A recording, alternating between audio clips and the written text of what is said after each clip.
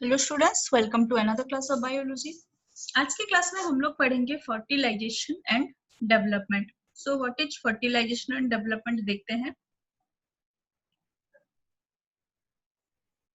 सो during sexual intercourse जो sperm होता है वो वजेना दे के मदर के यूटेरस में एंटर करता है। तो उसके बाद वजेना के बाद वो ऊपर आने लगेगा। जैसे वो पहले वजेना से सर्विक्स में आया, देन वो आएगा यूटेरस में। तो उसके बाद वो पहुंचता है ओविडक्ट के पास। यानी ये जो आपको पिक्चर में दिख रहा है ये tube like structure, this is the oviduct और द फैलोपियन ट्यूब। यहाँ पे आके पहुंचेगा स्पर्म। तो यहाँ पे प्रेजेंट होता है फीमेल जर्म सेल। तो अभी फीमेल जर्म सेल का और जो मेल जर्म सेल होता है उनका फ्यूजन हो जाएगा और वो फ्यूजन को बोला जाएगा fertilisation. So what is fertilization? It is the fusion of the male and the female germ cell. तो fertilization का साइट क्या होता है ये पिक्चर में आप देख सकते हैं। The middle portion is called as ampulla और यहाँ पे ये जो एंड पोर्शन है जो यूटेरस के पास है this is called as isthmus. तो ये जो एम्प्यूला और इस्थमस का जंक्शन पार्ट है यहाँ पे ये होता है साइट फर्टिलाइजेशन का। तो वंस फर्टिलाइजेशन होने के बाद वो एग को बोला जाएगा जाइगोट। अभी जाइगोट कहाँ प्रेजेंट है? फैलोपियन ट्यूब में। अभी इसी जाइगोट को आना है टुवर्ड्स द यूटेरस के पास। तो एक बार जाइगोट फॉर्मेशन होने के बाद यहाँ पे सेल का डिवीजन स्टार्ट होने लगता है। यानी जाइगोट में जो सेल होगा वो डिवाइडिंग होना स्टार्ट हो जाएगा और उसके बाद वो लोग ग्रुप ऑफ सेल्स यानी मल्टीपल नंबर के सेल्स बना देते हैं। उसी को बोला जाएगा embryo.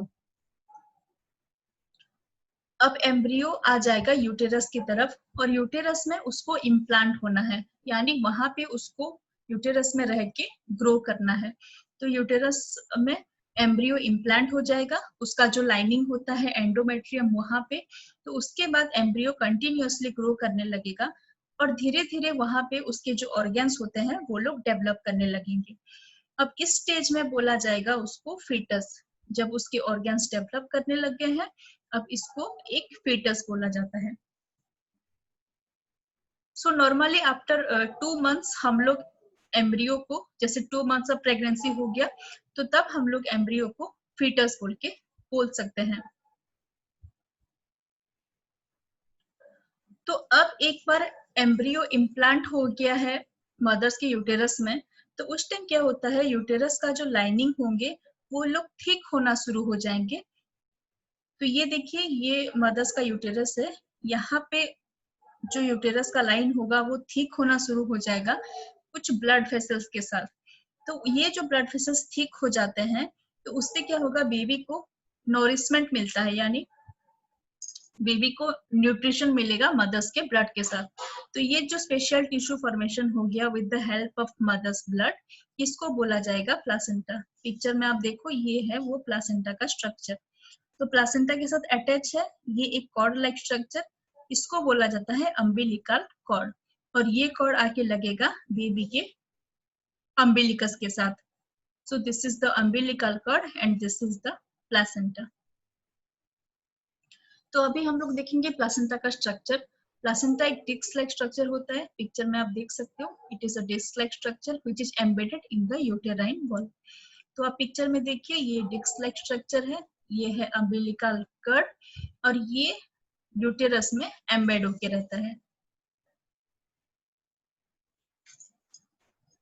It contains villi on the embryo side and on the mother side there is spaces which surrounds the villi.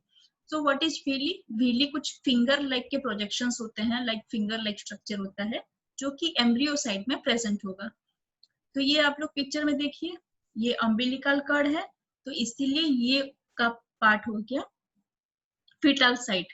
तो यहाँ पे ये जो finger like structure दिख रहे हैं these are the villi। और मदर के साइड में ये स्पेस है, ये आप लोग जो देख रहे हो ये टोटल स्पेस है और ये स्पेस विली को चारों तरफ से सराउंड करके रखा है। तो इसी वजह से क्या होगा ये एक लार्ज सरफेस एरिया प्रोवाइड करता है जहां पे कि ग्लूकोज और ऑक्सीजन मदर से फीटस के पास पहुंच जाएगा। सो फंक्शन ऑफ प्लासेंटा, तो सबसे पहले प्लासेंटा ही एक स्ट्रक्चर है जिसके थ्रू से ग्लूकोज और ऑक्सीजन मदर से एम्ब्रियो के पास जा सकता है। सेकेंडली, एम्ब्रियो कुछ वेस्ट मटेरियल प्रोड्यूस करता है और उसी वेस्ट मटेरियल को रिमूव करने के लिए ये वेस्ट मटेरियल एम्ब्रियो का मदर्स के पास आ जाएगा, मदर्स के ब्लड में, थ्रू दिस प्लासेंटा। तो पहले ग्लूकोज और ऑक्सीजन सप्लाई हुआ एम्ब्रियो को थ्रू द प्लासेंटा, एंड उसके बाद एम्ब्रियो का वेस्ट मटेरियल प्लासेंटा के थ्रू से ही आके मदर्स के ब्लड में मिल जाता है और वहीं से वो रिमूव हो जाता है। अब फर्दर डेवलपमेंट के लिए चाइल्ड को अप्रोक्सीमेटली 9 मंथ लगता है मदर्स के यूटेरस में, और अप्रोक्सीमेटली वही 9th मंथ होने के बाद जो यूटेरस का मसल्स होगा वो रिदमिक कॉन्ट्रैक्शन करेगा और उससे बेबी का बर्थ होता है। अभी हम लोग ये देखेंगे कि अगर एग फर्टिलाइज नहीं हुआ तो उसका फेट क्या होगा। तो ये जो फीमेल एग होता है, एग सेल्स, वो 1 डे के लिए रह सकता है, 1 डे के बाद वो डिस्ट्रॉय हो जाता है। तो एवरी मंथ जैसे ओवरी रिलीज होगा वैसे ही यूटेराइस का जो लाइनिंग होगा वो थिक और स्पॉन्जी हो जाता है। तो उससे क्या होगा, ये जो फर्टिलाइज्ड एग होगा वो वहां पे रह सकेगा यूटेरस में और उसको नॉरिशमेंट मिल पाएगा। पर अगर एग फर्टिलाइज नहीं हुआ तो वहां पे जो लाइनिंग होता है यूटेरस का वो टूट जाता है और वजेना से बाहर आ जाता है। तो वजेना से ब्लड और म्यूकस बाहर आ जाएगा और ये हर महीने देखने को मिलता है। So this is called as menstruation. So what is menstruation? In case of अगर फर्टिलाइजेशन नहीं दिख रहा है तो वहां पे यूटेरस का लाइनिंग ब्रेक होके ब्लड और म्यूकस प्रोड्यूस होते हैं और वो लोग वजह ना देख के बॉडी से बाहर आ जाएंगे। This is menstruation and it last about 2 to 8 days। तो ये मेंस्ट्रुअल का जो ब्लीडिंग होगा, ब्लड और म्यूकस बाहर आना, ये लास्ट करता है 2 से 8 days के लिए। That's all about fertilization and development. So thank you, students.